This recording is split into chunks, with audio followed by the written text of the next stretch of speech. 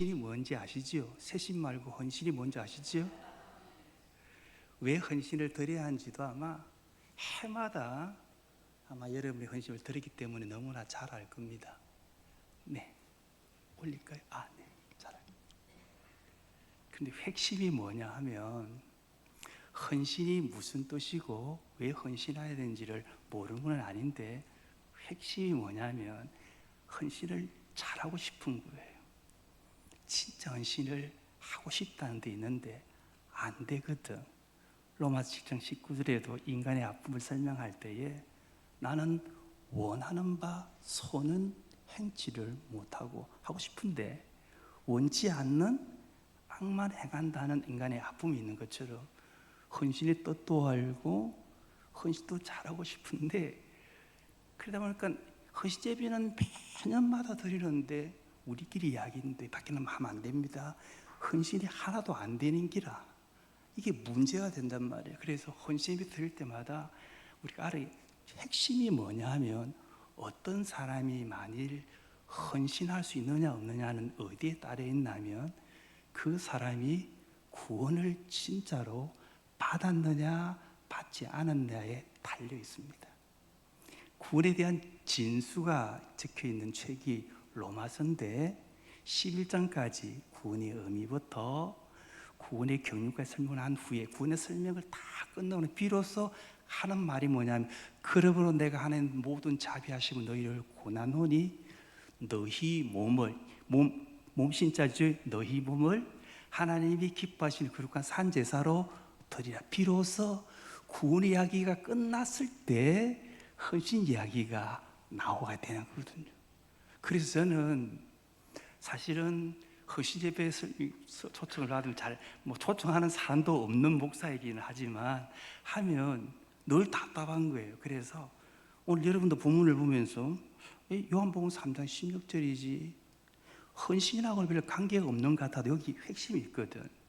어떤 사람이 헌신할 수 있느냐 없느냐는 어디에 달려있다고요? 그가 정말로 구원을 받았느냐 받지 않았느냐에 달려있다는 거예요. 그러면 이게 핵심이거든. 그래서 오늘은 제가 여러분에게 구원에 관한 이야기를 할 겁니다. 어떻게 구원받아요? 뻔히 아는 건데 예수님을 믿으면 구원받습니다. 뻔한 이야기를 같은데 이게 뻔한데 의외로 모르는 사람들이 경상말로 억수로 대길로 맞는 거예요. 그래서 오늘은 이 이야기를 하면 헌신은 하라 마라 소리 안 해도 헌신은 저절로 따라오게 되는 결과물이거든요. 좀 어렵게 말하면 헌신은 구원받고 난 후에 따라오는 후속 조치지 선행된 이야기가 아니라는 얘기예요. 그래서 오늘은 요 이야기를 좀 해보려고 합니다. 그 이야기를 하려고 합니다. 사랑하는 성도 여러분, 우리가 믿는 종교를 설명할 때에 한자로 기독교라고 하지요. 압니다. 아는데 기독교 할 때 기독이 뭔 뜻이에요? 오히려 모르는 사람 많더라고. 훈을 달아드리면 토기자에 살필 혹은 마다들 독자거든요. 기독교 할 때 기독이 뭐예요? 말은 많이 들었잖아. 기독교라고 하는데 기독교가 뭐냐고 알지만 한자 표현이니까 우리말로 하면 예수 그런 뜻이에요. 하나도 어렵지 않지요? 그러니까 기독교 다른 말은 뭐지요? 예수교. 그래서 우리가 믿는 신앙을 표현할 때 이렇게 표현합니다. 나는 예수님을 믿습니다. 전도할 때 뭐라고 이야기하지요? 예수님을 믿으세요. 하나도 어렵지 않는 이야기잖아요. 그런데 중요한 건 뭐냐 하면 제가 이렇게 복음을 전하다는 이유 가운데 하나가 어느 날 복음을 전했는데 누가 내게 질문하는 거예요. 목사님, 예수를 믿으면 구원받는다고 했는데 예수님의 무엇을 믿어야 돼요? 라고 질문을 던지는데 알기는 알겠는데 표현을 못 하겠는 거예요. 갑자기 여러분을 물어보겠습니다. 우리는 예수님 믿는 사람입니다. 이때 아멘 하면 참 이쁜데 한번 다시 우리는 예수님 믿는 사람입니다. 네, 그런데 예수님 믿는데 예수님의 무엇을 믿어요? 알기는 알아요. 내가 우리 같으면 불러내가지고 막 시켜보기로 하는데 여기는 그랬다가는 또 무작가 할까 싶어가지고 하지는 못하겠는데 예수님을 믿기는 믿는데 예수님이 뭘 믿어야 하면 여러분 머리 산만할 겁니다. 십자가 이야기도 해야 되겠고 뭐 천국 이야기도 해야 되겠고 뭐 영생이도 할 것인지요. 생각이 많다는 말은 아직도 뚜렷하지 못하다는 뜻이에요. 예수님을 믿는데 뭘 믿어요? 라고 하면 딱 한마디로 딱 설명이 돼야 돼요.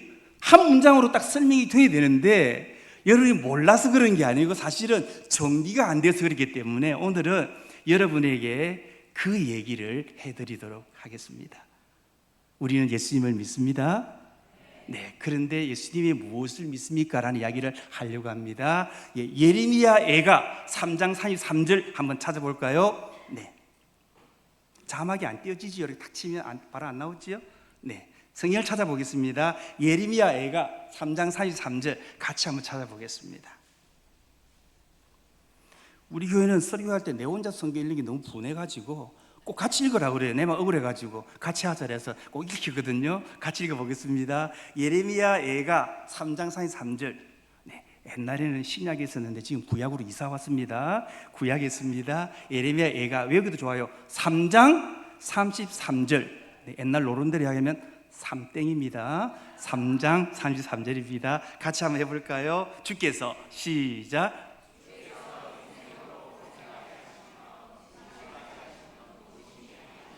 네, 맞습니다. 어려운 말 없지만 제가 한번 해석해 드릴게요. 주님께서 하나님은요, 인생 사람들이 고생하며 살거나 근심하며 사는 걸 원하지 않으세요. 그것이 하나님의 본래의 마음이기 때문에 그렇습니다. 하나님은 인간들이 행복하게 살기를 원하시지 불행하게 살거나 힘들게 살기를 원하지 않으신다는 얘기예요. 어려운 말 없지요? 근데 그게 하나님의 마음인데 이런 마음은 알겠는데 의문이 하나가 딱 듭니다. 하나님 우리가 행복하게 살기를 원하고 고생하거나 근심하며 살기를 원하지 않았는데 내 삶을 돌아보니까 물어볼까요? 혹시 여러분 가운데 고생이 없는 분 손들면 안 됩니다. 미친놈 아니면 정신 나간 놈입니다. 천사 아니면. 그 다음에 내 가운데 혹시 여러분 가운데 근심이 없는 분, 아니 분명히 하나님 우리가 근심하거나 고생하며 살기를 원하지 않았음에도 불구하고 우리들에게 근심과 고생이 그대로 삶에 있다는 거예요. 왜 그렇지? 왜 그럴까? 성경은 그 이유를 부모 잘못 만났거나 돈이 없거나 배운 게 미천하거나 그런 식으로 설명, 그거는 정상일 뿐이고 하나님은 인간이 행복하기를 원하셔서 불구하고 인간이 행복하지 못한 이유를 성경은 명확하게 설명합니다. 앞에 있는 성경 예레미야 5장 25절 한번 볼까요? 찾아보십시오. 예레미야 5장 25절입니다. 네.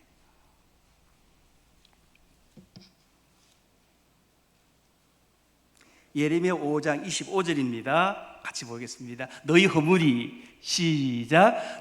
저기 나오는 야, 이 교회 잘 돼 있네. 네, 저기 너희 허물이 같이 볼까요? 시작. 너희 허물이 이러한 일들을 물리쳤고 너희 죄가 너희에게 오는 좋은 것을 질문합니다. 우리에게 오는 좋은 것을 무엇이 막았다고 그러죠?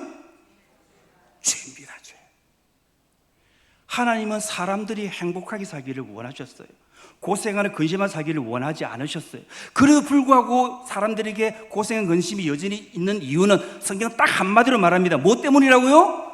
죄 때문이다. 이걸 좀 어렵게 말하면 인생의 문제는 죄의 문제다 라고 하는 것이 성경의 가르침이고 성경의 관점입니다. 어려움 하나도 없지요?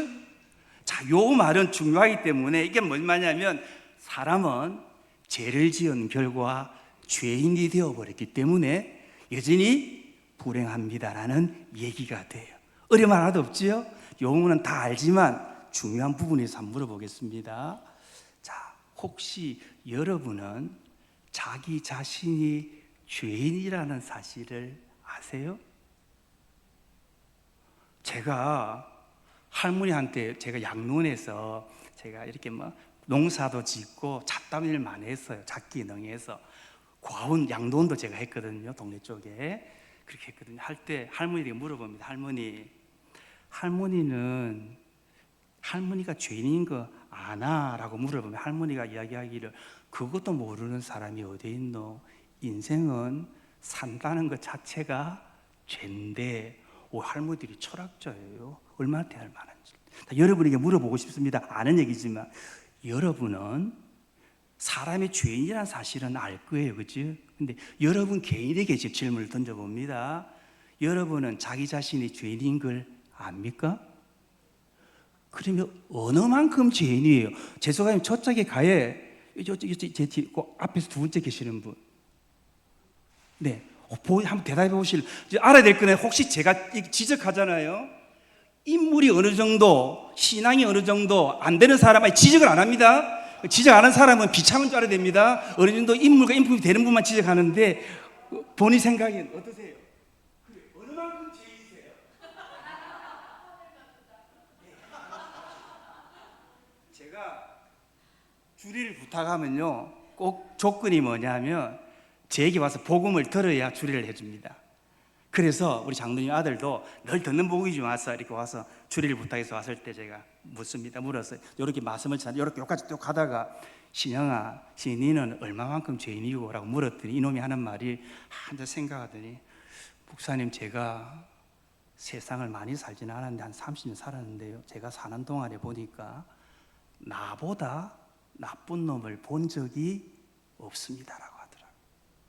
진짜 그건 나쁜 놈 아니에요.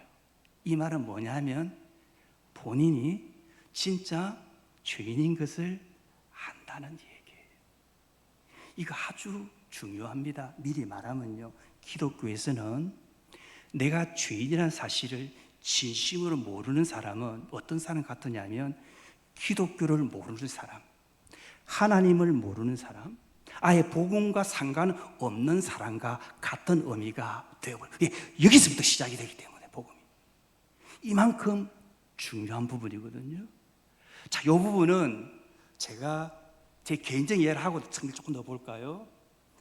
여기 우리 동창이 앉아서 가지고 지금 내가 이야기를 많이 못하는 게 많은데 아마 제 동창 장로님이 아시고 제가 고등학교 때 바뀐 걸 아실 거예요.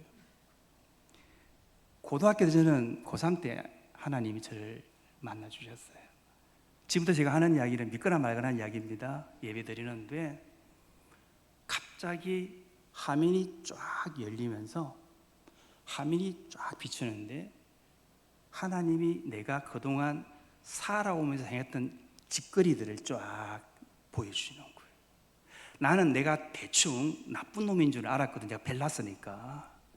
아버지가 사업 망해서 어쩔 수 없이 내가 가기 싫은 학교를 그냥 돈이 없어서 간 게 해운대에 있는 부산기계공고였으니까 내가 분노가 많은 사람이었거든. 그래서 내가 그렇게 알기 때문에 빼딱하게 살았거든. 그런데 하나님 내 모습을 보여주는데 제가 그 모습을 보다가 너무 겁이 나고 부끄러워서 의자 밑으로 기어 들어갔습니다. 들어가서 예배 중인 줄 내가 까먹고 버리고 막 고함을 친 거예요. 하나님 잘못했습니다 하면 잘못했습니다. 고함을 치기 시작했어요.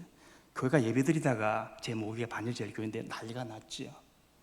그런데 여러분, 제가 제 모습을 보고는 제가 나쁜 짓 하는 그 모습을 보고 밑에 가서 하나님께 고함을 치르면서 뭐라고 기도했을 것 같아요. 여러분 생각에는 용서해 달라고?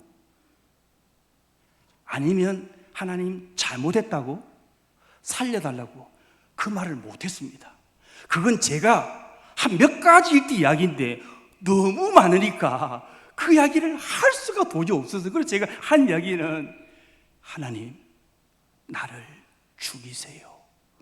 나 같은 놈을 살려두면 세상에 많은 사람을 더럽게 물들인다고. 너무 죄가 많으니까, 너무 죄가 너무 더러우니까 용서달라는 소리를 할 수가 없었습니다. 그때부터 제가 우리 동네에서 미쳤다 소리 들었어요. 왜냐하면 저는 그때부터 길 다니다가 아무나 붙잡고 지나가면 잘못했습니다, 용서해 주세요, 그 이야기를 6개월 동안 하고 돌아다녔다 했으니까. 여러분, 나는 이게 뭔지 몰랐는데 조금 지나면서 하나님이 은혜 주시는 첫 단계가 내가 진짜 죄인인 걸 실감나게 하는 것이구나 알게 된 거예요. 성경을 볼까요? 여러분 잘 아시잖아요. 예수님이 십자가에 돌아가실 때에 예수님 좌우편에 두 강도, 살인 강도가 함께 십자가 처형을 받았습니다.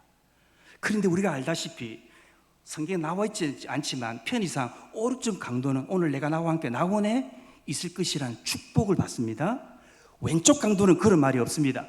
왜 두 강도가 똑같은 살인죄를 저질러서 지금 죽어가는 마당에 왜 오른쪽 강도만 낙원이라고 하는 구원의 은총을 받습니까? 그 이유가 뭐예요? 지은 죄가 차이 나는 게 아니에요. 한 놈은 우리가 잘 알잖아요. 누가복음 22장 나온 그대로 한 놈은 뭐라고 이야기하지요? 예수님 같이 죽어가면서도 예수님 소문에 예수님이 구세주라고 하니까 구주라고 하는데 능기 있으면 우리를 한번 건져보세요 이렇게 놀리는데 그 말을 듣고 오른쪽 강도가 뭐라고 하지? 잘 아는 그대로잖아요. 이놈아, 네하고 나는 지은 죄에 합당한 벌을 받는 거니와 이분은 죄가 없다라고 이야기하고, 그리고는 뭐라고 이야기해요? 주여 당신 나에 임하실 때 나를 구원해라 소리도 안 합니다. 할 염치가 없어. 뭐라 하지요? 그저 기억 정도 해달라고. 주님 뭐라? 기억이 뭔 말이냐? 오늘 내가 나와 함께 어디 있다? 낙원에. 두 사람의 차이는 지은 죄의 차이가 아니에요. 한 사람은 자기가 죽을 죄인인 걸 진짜 알고 있었고, 한 놈은 죽을 죄인이 불구하고 그 죄를 모르고 있는 차이가 천국과 지옥을 딱 가르는 기준점이 되어버린 거예요. 이해가 되시겠어요? 그래서 다시 말하지만 기독교에서는요, 내가 죄인인 걸 진짜로 모르는 사람은 하나님을 모르는 사람과 똑같은 사람이 되는 거예요. 하나 더 예를 한번 들어볼까요? 그럼 잘 아는 예만 드리겠습니다. 사마리아 수가성 여인 이야기 알지요? 예수님께서 한 번은 사마리아 성에 있는 수가성 지나가다가 한 여인을 만나죠. 제 아들은 음식 준비하러 다 가버린 상태에서 그 예수님께서 사마리아 여자에게 부탁하잖아요. 혹시 물 한 잔 줄 수 있습니까? 라고 할 때 여자가 거절의 표시를 하는 이야기가, 나는 사마리아 여자고 당신은 유대 남자입니다. 이 말은 두 민족 사이에는 서로 적대감이 있기 때문에 물 못 주겠다는 얘기죠. 그 예수님이 하는 이야기가 잘 아시는 대로 내가 줄 선물이 무엇인 줄 알면 당신이 오히려 내게 물 좀 달라고 할 낀데 라고 이야기하는 거예요. 여자가 척 쳐다보면서 이 양반이 돌았나 미쳤나, 이 우물은 우리 동네 우물이고 두리박은 내가 들고 있는데 뭔 택도 없는 소리를 해요? 라는 식으로 반응을 합니다. 아셨어요? 그렇게 예수님이 또 보면 웃으면서 아주머니가 주는 물이야 먹어봤자 또 목마르겠지만 내가 이제부터 줄 물은 한 번 먹으면 영원히 목마르지 않는 물입니다 라고 이야기를 하니까 여자가 눈이 동그래졌어요. 진짜 그런 물이 있다면 나에게 그 물 좀 주실 수 있습니까? 라고 얘기하잖아요. 그때 예수님이 뭐라고 이야기하죠? 진짜 그러니까 영생의 물을 구했으니까, 구원을 구했으니까 설명하면 되지. 예수님께서는 바로 구원에 설명하지 않고 가서 내 남편을 데려오라고 얘기합니다. 그 여자에게는 우리가 안 데려 남편이 5명이나 있는, 여기 대해는 또 신비한 다른 의미가 있지만 일단 우리가 아는 대로만 설명합니다. 남편이 5이 있는 슬픈 과거가 있는 여자였거든요. 아니 구원을 구하면 그냥 구원을 주니 못 주니 말하면 되는데 구원을 구하는 그 여인에게 왜 예수님은 그 여자의 부끄러운 과거를 덜쳐낼까요? 이유가 뭘까요? 이유가 뭘 것 같습니까? 알기는 알겠는데 말하기가 좀 그렇지요. 이게 문제라. 아시겠지요? 왜 안 돼? 아시겠지요? 왜 그렇대요? 앞에 계시는 자매님, 아까 이야기했지만 인물이 안 되면 저는 지적을 안 합니다. 그러니까 막 지적 안 하는 사람들이 부끄러운 줄 알아야 됩니다. 왜 그럴 것 같아요? 예, 비슷하게 말은 맞았는데 제가 쉽게 설명할게요. 왜 그런가 하면 누구든지 복음만으로 들어오려고 하면, 누구든지 영생을 얻으려고 하면 자기의 죄를 지적당하지 아니하고 자신이 죄인인 것을 알지 못하고는 구원의 문화로 들어올 길과 방법이 없기 때문에 그렇습니다. 이해가 되시겠어요? 남을 창피해 주는 게 목적이 아니에요. 자기의 죄를 지적당하지 아니하고는, 달리 말하면 자신이 죄인이라는 사실을 깨닫지 아니하고는 구원의 문화로 들어갈 방법이 없기 때문에 그걸 지적하신 거예요. 이해가 되시겠어요? 하나 더 예를 들어볼까요? 여러분 잘 아는 열왕기하 5장에 보게 되면 북이스라엘을 점령해서 있던 강대국이었던 당시에 아람 나라의 당설 2위인 사람이 나아만이라는 장군이었잖아요. 나아만에게는 무턱기도 정치적으로는 당설 2 정도의 권세가 있는데 문둥병이 있었어요. 집에 잡아왔던 한 어린 계집아이를 통해서 북이스라엘 땅에, 그러니까 유대 땅에 능력이 있는 엘리사라는 종이 있다는 이야기를 듣고는 병고침을 받으러 왕의 유임장을 가지고 가잖아요. 갔더니, 그리고 엘리사 문 앞에 딱 갔더니 엘리사가 하인을 떡 보내서 어떻게 하지? 그래요, 병고치러 왔지요? 네, 나가서 우리 집 앞에 있는 요단강 가서 7번 몸 좀 씻으세요. 그런 병이 깨끗이 나을 겁니다 하고 알려줘요. 그랬더니 나만 장군이 화를 팍 내면서 어떻게 하지? 집에 가자고. 내가 막 물이 없어서 목욕탕이 없어서 이 동네까지 온 줄 아나? 하고 막 집에 가자고 난리를 치지요. 기억나기 첨단 이해가 안 돼서 질문해 볼까요?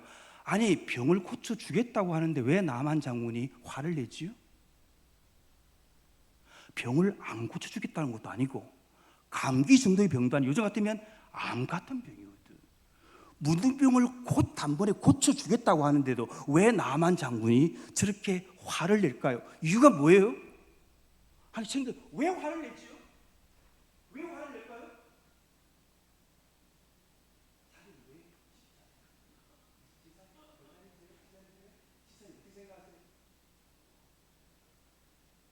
알기는 안에 표현이 좀 그렇지.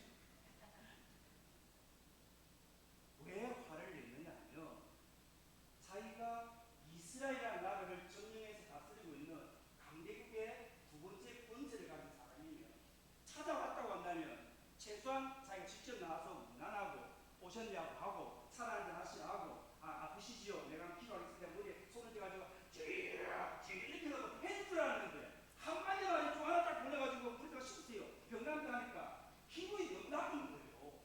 내가 권세 있는 놈인데 이렇게 나를 대접해 화가 보력보력 난 거예요.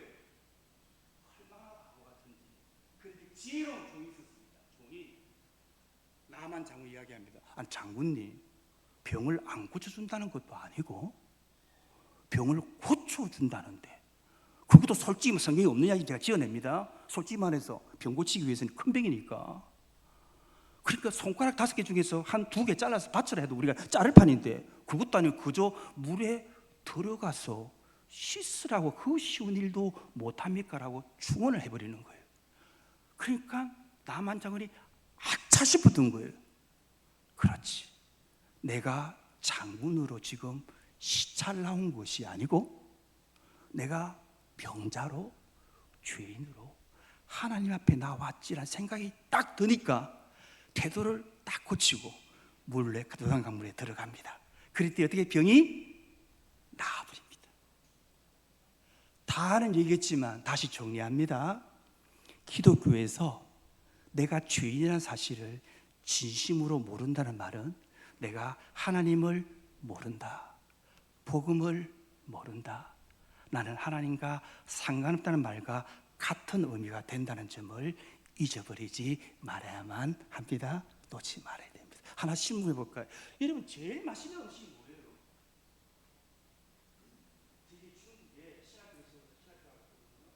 그 중에 공유하는 가운데 중국 장군 가운데 한 분이, 그분이 그 식당 2,500명이 들어갈 수 있는 대형 식당이, 거기에 요리만 해도 한 3,000가지 요리가 나온다거든요. 제가 장군님,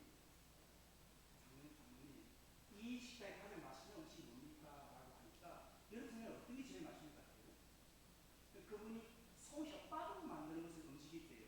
그게 제일 맛있고 비싸다고 하더라고요. 그래서 제가 그거 아닌데 제일 맛있는 음식이 있는지 뭐 해가 레시피 알려주세요. 그 제가 했던 대단히 얘기 같아요. 배가 고플 때에 먹는 음식이 제일 죄인이 아니면 구원받을 필요가 있을까요? 없을까요? 내가 죽어 마땅한 놈이 아니면 살아야 하던 이유가 없게 되는 것과 같은 이치가 되기 때문에 복음의 시작은 내가 진짜 죄인인 걸 진짜로 아느냐 모르냐에 달려있다는 점을 잊어버리지 말아야 합니다. 그것과 정리할까요? 하나님은 우리가 행복하기를 원하셨나요? 불행하기를 원하셨나요? 근데 그 행복을 무엇이 깨뜨렸죠? 죄가 깨뜨렸습니다. 네. 자, 그렇다면 그 죄를 어떻게 없앨 수 있어요? 우리가 지금 그 죄를 어떻게 없앨 수 있어요? 예, 여러분 대답하지 마시고, 워낙 성격이 대답 많이 들어가지고 제가 답을 다 외웁니다. 그런데 세상 사람들이 하는 중요한 대답 가운데 하나는 뭐냐면, 이런저런 말하다가 결국은 좋은 일을 많이 하면 안 되니까 라는 식으로 이야기를 해요. 근데 그게 정답이 될 수가 없습니다. 왜냐하면 좋은 일을 아무리 많이 해도 내가 살인을 하는 것도 하면 정상 참작은 될지 몰라도 역시 나는 감옥에 갑니다. 근데 교회 다니는 사람들이 많이 하는 대답이 뭔지 많이 하면 회개하면 된다는 이야기 하더라고요. 이것도 정답 아니에요. 내가 사람을 죽였습니다. 회개하고 자수하고 경찰에 갔습니다. 감옥에 갈까요? 안 갈까요?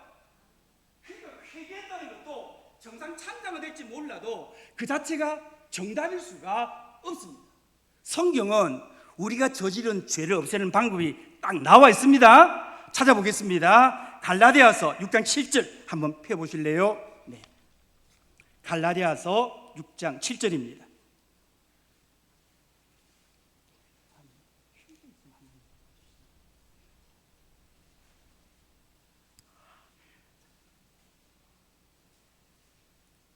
갈라디아서 6장 7절 한번 볼까요? 같이 보겠습니다. 네. 어우, 지기는 교회가 시스템 잘 달라오네. 스스로 시작. 스스로 속이지 말라. 하나님은 업신여김을 받지 아니하시나니 사람이 무엇으로 심든지 심은.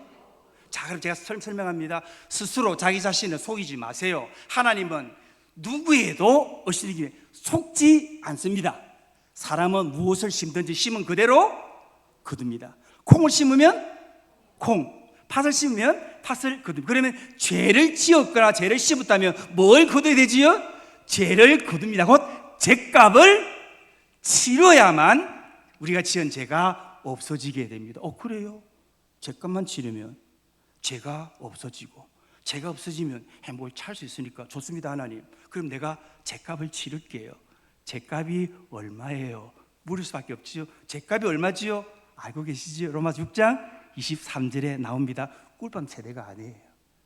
징역 3년도 아닙니다. 예, 혹시 나올 수 있나요? 로마서 6장 23절 아시죠? 죄의 삭은 사망입니다. 이게 문제예요.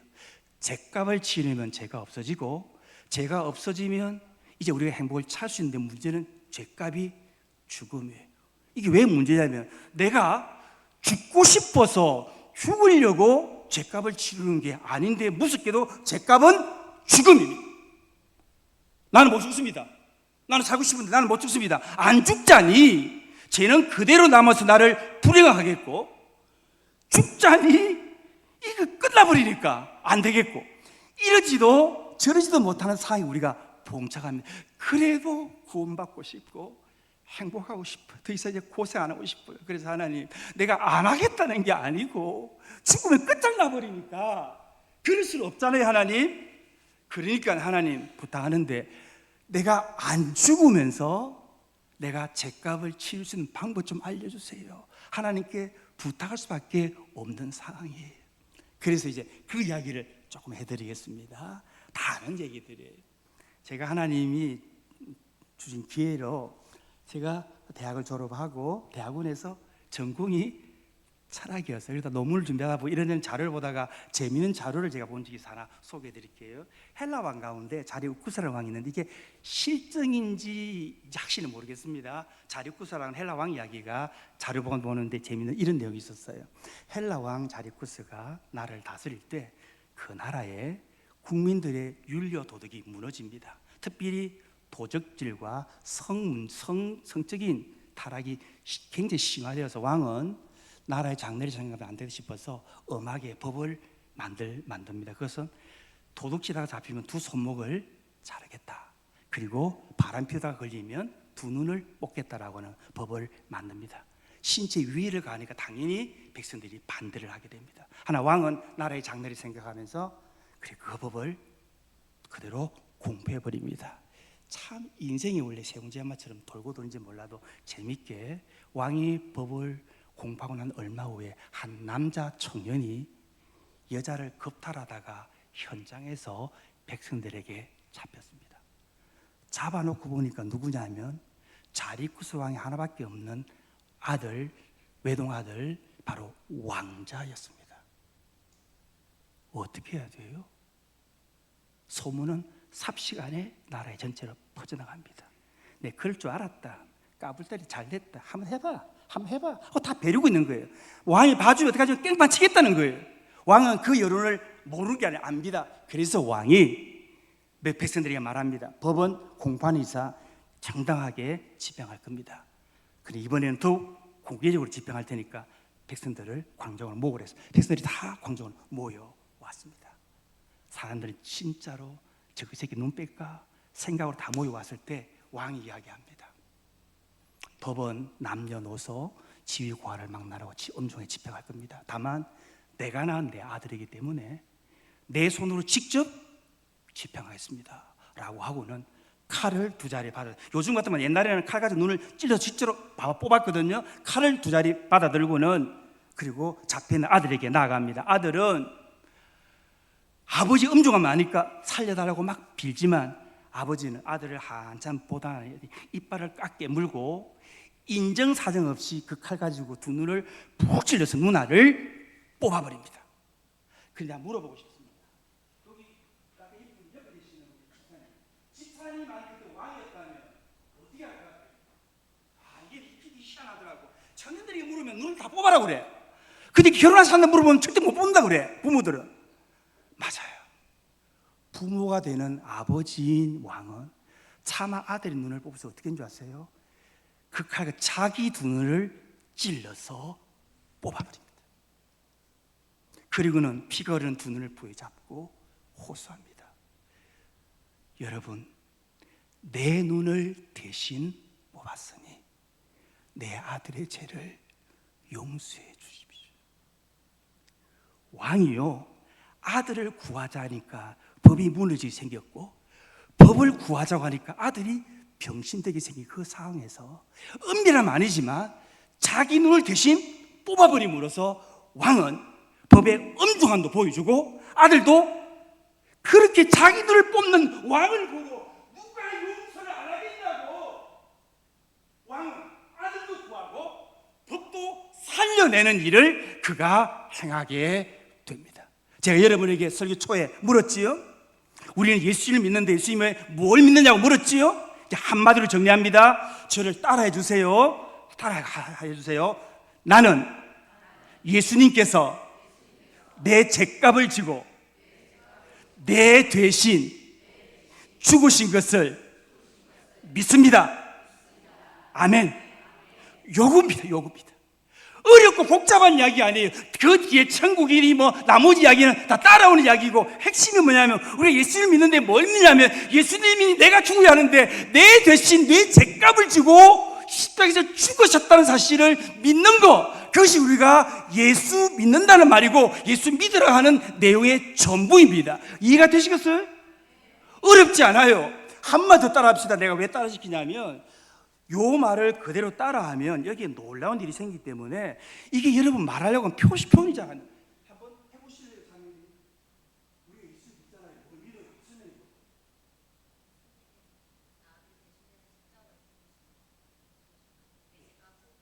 여기는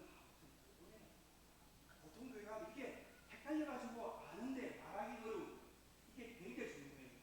제가 저희들이 시골에 있는 교회가 저기 거창 그쪽에 큰 절 있지요.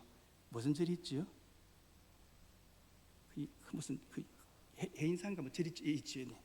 근데 그 거창에 이제 몽석교회라는 교회를 지금 돕고 있는데 그 교회는 어떤 일이 있냐면 그 마을에는 6.25 때 너무 많고 마을 사람이 3분의 2가 총살로 다 죽었대요.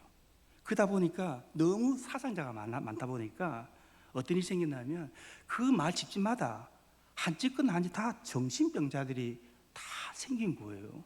근데 그러다 보니 아무래도 우리가 돕는 교회니까 제가 한번 방문했더니 목사님 설교 좀 해달라고 했더니 제가 우리가 가면 잔치도 하고 이래 해주잖아요 했더니 막 동생한테 다 왔는데 막 개나 소나 다 온 거예요. 왔는데 그 미친 사람들 다 왔지 또 작은 동네니까 왔는데 다 따라합니다. 예수님 찬양도 따라하고 하나님 사랑소를 다 따라하는데 절대 따라하지 않는 2마디가 있었어요. 미친 사람들이. 하나는 나는 죄인이란 말을 나는 죄인입니다 따라시키면 입을 자기 손으로 입을, 또 하나는 예수님이 내 죄값으로 내 대신 죽으셨다는 걸 따라 지키면 입을. 나는 그때 하나님이 보라고 하셨어요. 이 두 마디가 진심이면 하나님의 구원이 일어난다고. 그래서 이게 중요한 거예요. 여러분은 그냥 하지만 저는 사실 이 교회에 올 때 헌신 예배지만 복음이 헌신 예배의 핵심이기 때문에 이 일 전할 기쁨으로 왔거든요. 오는데 이걸 전하려고 하면 저는 일주일 내내 동안 기도하는데 불구하고 많은 공격을 받습니다. 제가 알아요. 몸도 아프고 몸살도 나고 목도 안 돌아, 오직 목이 좀 잘 돌아가는 편이에요. 고생을 하다가 왔거든요. 왜냐하면 복음은 제대로 듣기만 하면 하나님의 구원이 일어나기 때문에. 한 번 더 따라합니다. 자, 나는 예수님께서 내 죄값을 지고 내 대신 죽으신 것을 믿습니다. 아멘. 그래. 이것이 우리가 예수를 믿는. 어떤 사람은 이야기하기를 이렇게 생각합니다. 뭐 우리가 뭘 믿느냐 하면 오만 이야기를 다 하는데 이 이야기는 제 이야기가 아닙니다. 여러분, 하나님은 사랑이라는 말씀 아시죠? 하나님이 사랑이라 할 때 그 사랑이 뭔 뜻이에요? 사랑은 오래 참고 오냐고 막연한 이야기 아닙니다. 요한 1서 4장 한번 찾아볼래요? 요한 4장 8절부터 한번 볼까요? 네.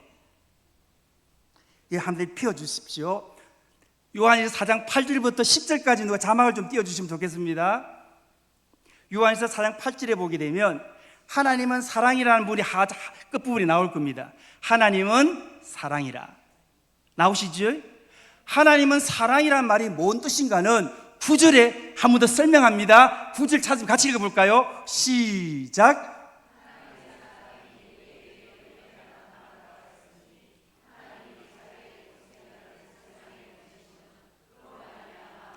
하나님의 사랑이라는 것은 그 독생자를 세상에 보내셔서 우리를 살리려고 하신 게 하나님의 사랑이라는 거지요. 그 이어지는 10절에 보게 되면 더 구체적으로 하는 사랑을 또 설명합니다. 10절 보세요. 10절 보세요. 시작.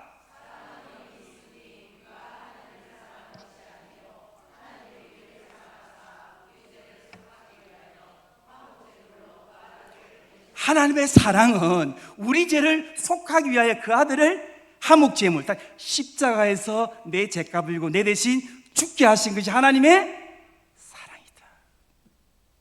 이해가 되시겠어요? 바로 이것이 우리가 예수를 믿는다 할 때 믿는다는 말의 의미가 됩니다. 자, 그런데 조금만 더 설명하고 말씀을 정리해 보도록 그렇게 하겠습니다.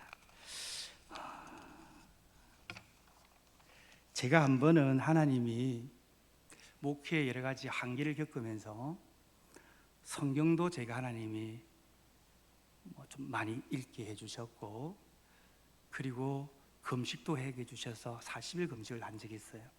소문이 잘못 나가지고 금식을 한 40일 하고 나면 능력이 받는 줄 알고 이웃에 있는 침례교회 안수 집사님이 병원에 가서 허리가 아파서, 실제로 제가 허리를 잘 고칩니다. 이거는 병과 내가 운동을 했기 때문에 허리를 제가 잘 고치는 개인적 기능도 있지만 그거 말고 병원에 가서 허리를 아무리도 못 고쳐가지고 제게 기도받으러 온 거예요. 근데 제가 그 집사님하고 몇 번 대화를 하다 보니까 이분에게는 디스크 이전에 뭔가 문제가 있던 내 눈에 들어오는 거예요. 그래서 집사님, 제가 한 10분간 이야기를 하고 난 후에 기도해도 될까요? 하니까 된다더라. 그래서 여러분, 지금 했던 건 똑같이 우리가 예수를 믿는데 뭘 믿는 줄 아십니까? 물었거든요. 아는데 대답을 못해서 내가 설명을 똑같이 쭉 해가 왔거든. 하고 난 후에 이제 질문을 던집니다. 집사님, 예수님이 내 죄값을 지고 내 대신 죽으신 것이 믿어집니까? 믿습니까가 아닙니다. 믿어집니까? 라고 물었습니다. 아마 믿습니까? 물었으면 예 대답했을 거예요. 근데 제가 질문을 믿습니까? 아니고 믿어집니까? 하니까 대답을 안 하는 거예요. 가만히 있더라고. 내가 왜 대답 안 하는지 알거든. 한 10분쯤 있더니 울더라고. 입을 엽니다. 목사님, 사실은 제가 예수 믿은 지 30년 했습니다. 여러분, 원래 침례교회는 안수 집사님이 장로교회 장로급이에요. 지금 마시 가가지고 막 장도 세우는데 원래 침대교회는 안수집사가 다예요. 원래 없었거든요. 제가 예수님 30년 되는입니다. 목사님 전하신 이 이야기 내가 너무너무 잘합니다. 근데 솔직히 말하지만 그거 안 믿어진다고 막 울더라고. 우리나라 역사도 아니고 2000년 전의 역사고 내가 본 적도 없는데 그거 어떻게 믿어지냐고 막 우는 거예요. 그래서 제가 우는 그분을 붙잡고 집사님 울지 마세요. 믿어지지 않는 것이 정상입니다. 했더니 울다가 눈이 동그래진 거예요. 어떻게 믿어지지 않는 것이 정상입니까? 라고 이야기하길래 제가 고린전서 12장 3절을 보자고 그랬어요. 한번 볼까요? 네, 고린도서 12장 3절 하반절부터 봅니다. 누구든지 성령으로 아니하고는 예수를 주시라 할 수 없느니라. 다시 말하면 믿어지는 마음은 하나님이 주시지 않으면 가질 수도 생길 수도 없습니다. 총을 갖다 대고 안 믿어지면 죽인다고 해도 그렇다고 해서 안 믿어지는 마음이 일어날 수는 없는 법이거든요. 없습니다. 그랬더니 더 울면서 그럴 줄 알았어요. 그러니까 마음대로 안 되는 거잖아요 하면서 더 우는 거예요. 그래서 제가 집사님 울지 마세요. 내 마음대로 안 되는 것이 그 마음이긴 하지만 그러나 그 마음, 그 믿음이 우리 속에 하나님이 우리에게 주실 수 있도록 내가 할 수 있는 작은 일 하나가 있습니다. 그러니까 눈이 동그리면 뭡니까? 내가 할게요 라고 해서 제가 알려준 비법입니다. 로마서 10장 9절입니다. 믿는 건 내 마음대로 하는 게 아니에요. 하나님이 믿는 마음을 주셔야만 되는 겁니다. 근데 이 마음이 우리에게 생기기 위해서 하나님 우리에게 주시기 위해서 할 수 있는 작은 일 하나가 있습니다. 로마서 10장 9절 한번 펴보실래요? 로마서 10장 9절입니다.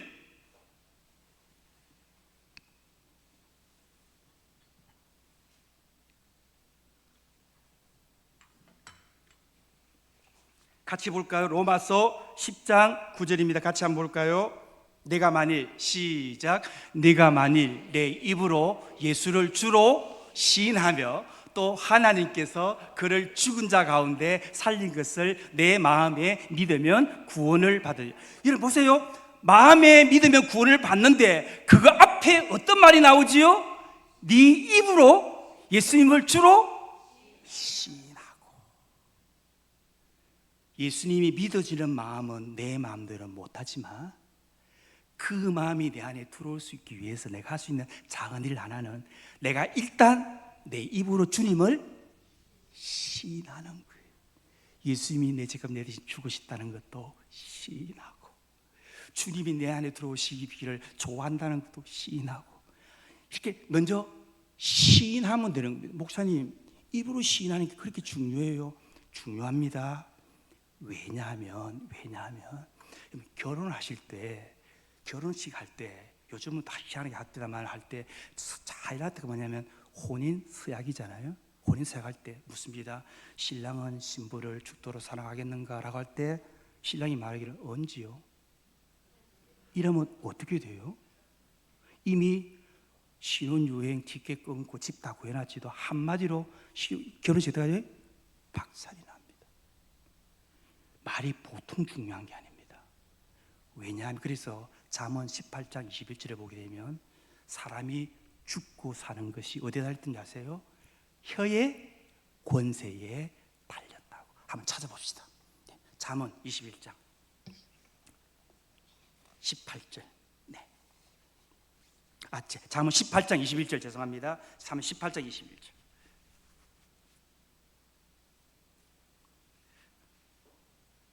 잠언 18장 21절.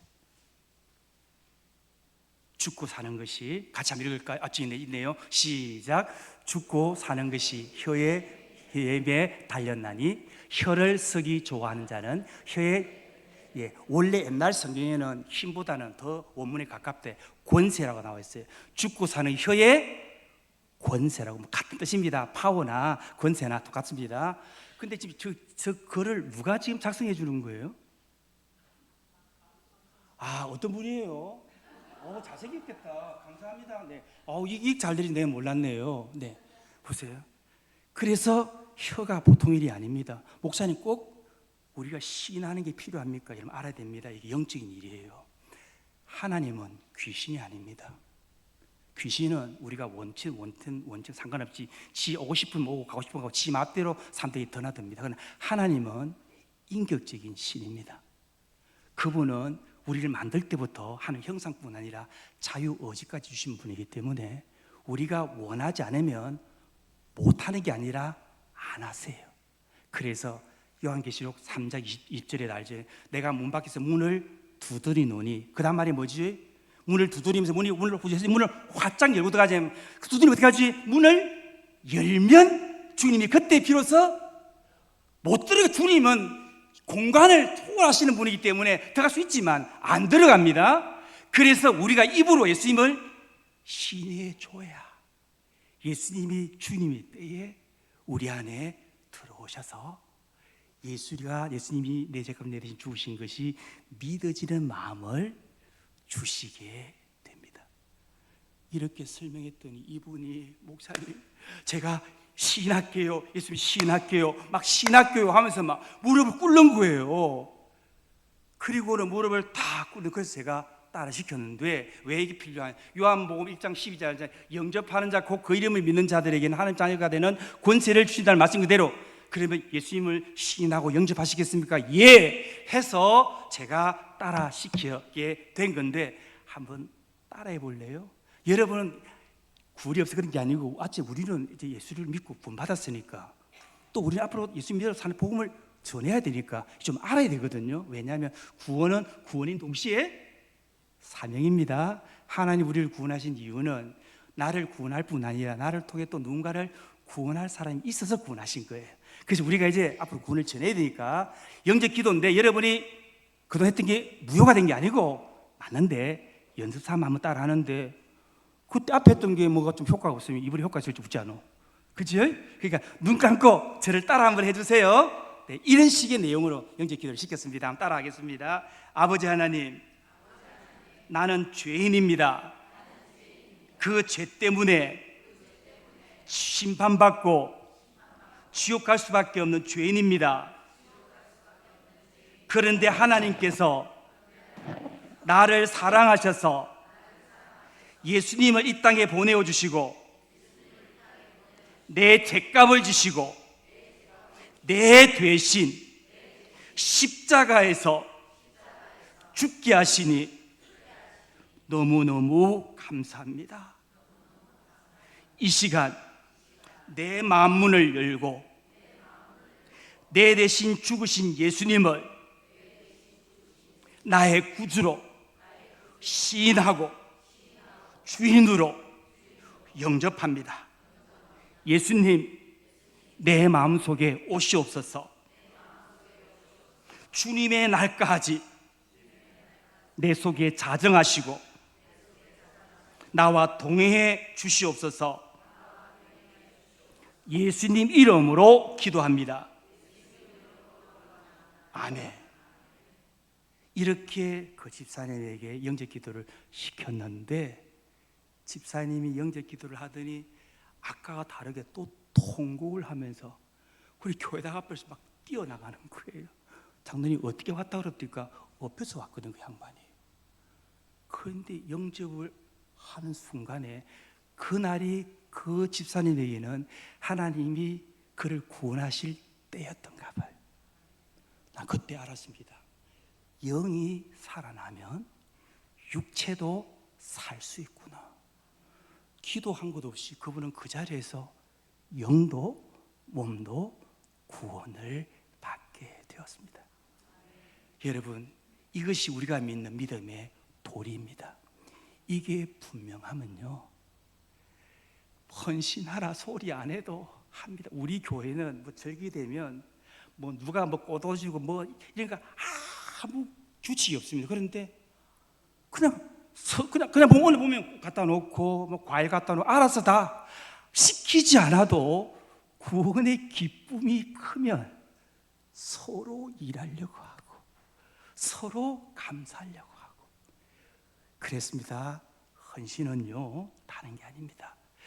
헌신할 수 있느냐 없느냐의 여부는 정말 그 사람이 구원을 받았는가에 달려있다는 점을 깨달으시고, 나는 여러분 모두가 이 구원의 기쁨과 감격 가운데 헌신할 뿐 아니라 주님을 두고 사랑하는 복된 성도들 되시기를 예수님 이름으로 축복을 드립니다. 이제 제가 질문 2가지만 하고 말씀을 마치겠습니다. 네. 자, 여러분, 우리는 예수님을 믿습니다. 네. 그러면 예수님의 무엇을 믿습니까? 요 저기 뒤에 안경 크게 끼시고, 예, 제 손가락 요 뒤쪽에, 네, 혹시 대답할 수 있겠어요? 우리 예수님 믿지요? 네, 네, 네. 예, 무엇을 믿지요?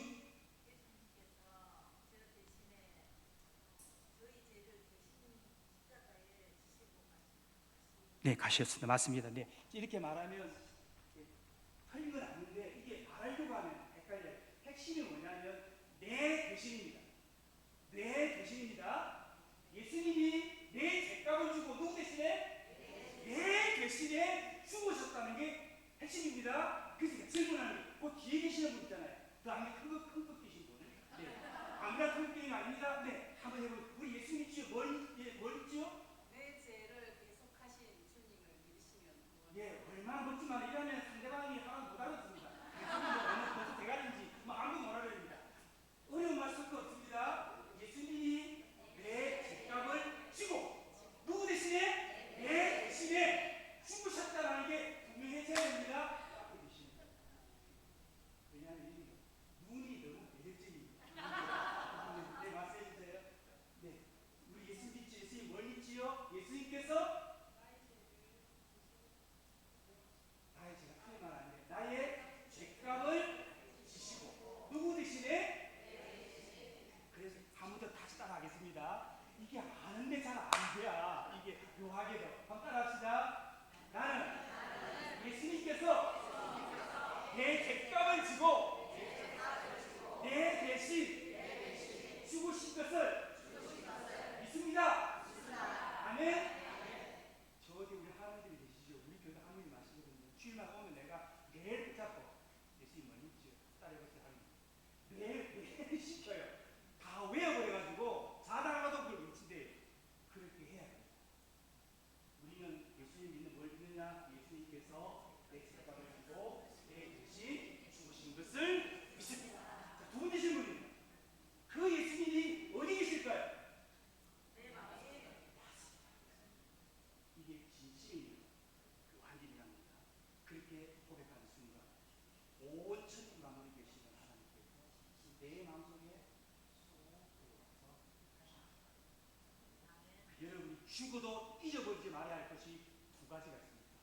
하나는 예수님께서 내 죄값을 지고 내 대신 죽으셨다는 하고, 다른 하나는 그 예수님이 어디 계신가? 내 안에 계신다는 것을 죽어도 잊어버리지 마시기를 예수님 이름으로 축복을 드립니다.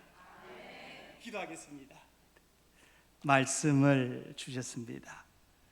귀한 교회, 귀한 성도들, 특별히 엄밀하게 교회에 숨은 일꾼들인 사랑하는 여전도의 헌신 예배에 하나님의 귀한 말씀을 전하게 하심을 감사합니다. 단지 헌신 예배를 절차상 드리는 저희들 말고 주신 구원이 너무 감사해서 우리의 몸을 하나님께 저절로 기쁨으로 산지사 드릴 수 있는 은혜가 사랑하는 교회와 성도들과 특별히 헌신 예배 드리는 여전도 회원들 가운데 풍성하게 하옵소서.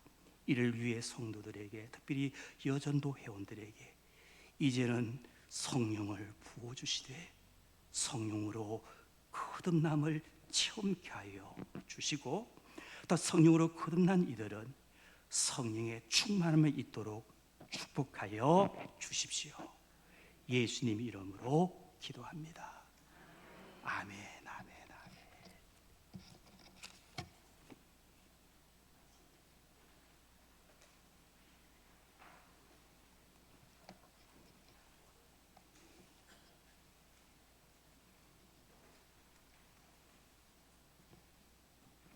예, 많은 은혜 받으신 것 믿습니다. 찬송가 438장 부르시면서 준비하신 헌금하도록 하겠습니다.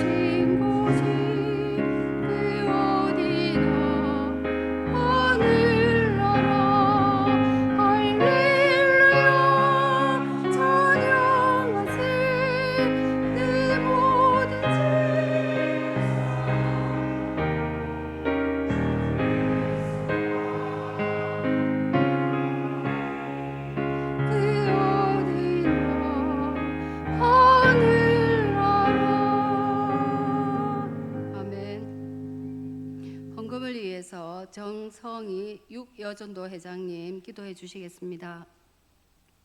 우리의 예배와 찬양을 받기에 합당하신 하나님 아버지, 여전도의 헌신 예배를 통해 주를 예배하는 자리, 하나님의 은혜를 누리는 자리, 주의 진리의 말씀을 풍성히 누리는 자리로 인도하여 주셔서 감사드립니다. 특별히 강사 목사님을 통하여 죄인일 수밖에 없는 우리의 존재를 다시금 깨닫게 해주시고 복음의 본질과 구원의 기쁨으로 감격해 하시니 감사드립니다. 하나님의 그 사랑의 힘이 근원이 되어 우리 여전도회가 안팎으로 굳은 일과 힘든 섬김의 자리를 묵묵히 감당해 나가며 서로 돌보아 사랑과 선행을 실천하는 공동체가 되게 하여 주시옵소서. 마음과 정성을 다해 헌금 올려드립니다. 주님께 드림을 기뻐하며 자원함으로 감사함으로 드리오니 주님의 뜻을 이루는 데 귀하게 쓰이게 하옵소서. 우리에게 주신 시간과 재능과 물질 모든 것이 하나님의 것임을 고백하며 이 예물이 쓰이는 곳마다 하나님의 영광만 드러나는 통로가 되게 하옵소서. 구원의 능력과 진리의 말씀만이 우리 삶의 원동력이 되기를 간절히 사모하며 살아계신 예수님의 이름으로 기도합니다. 아멘. 목사님 간구해 주시겠습니다. 귀한 목사님 오셔서 또 복음의 또 진수를 은혜롭게 전해 주셔서 감사합니다. 설교